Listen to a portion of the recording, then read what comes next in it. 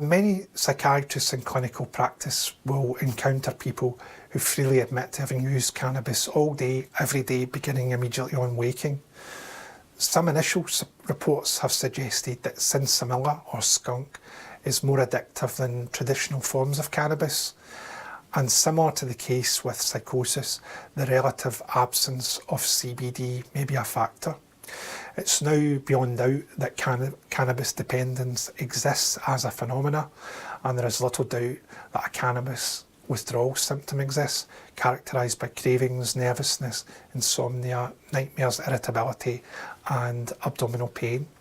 And not surprisingly, people who experience the most severe withdrawals are the people who are more likely to relapse and begin taking cannabis again. In the last 20 years, we've begun to understand a great deal about how THC works in the brain. There are cannabis receptors, which are G-protein coupled receptors. That means that the receptors link to an intracellular biochemical cascade. Shortly after the discovery of receptors, it was found that there were endogenous cannabinoid molecules, the most famous being anandamide and 2-arachidonyl glycerol. In summary, the majority of people who use cannabis do not develop schizophrenia.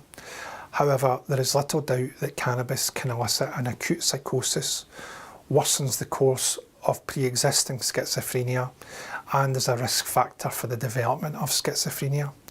Cannabis use beginning in adolescence, heavy use and the use of high THC, low CBD strains are known to increase the risk. A recent study showed that a transient cannabis-induced psychotic episode which required hospitalisation is a critical warning sign. At the synaptic, cellular and local network levels, the mechanisms of THC are well understood: disruption of glutamate and GABA signaling and disruption of network oscillations.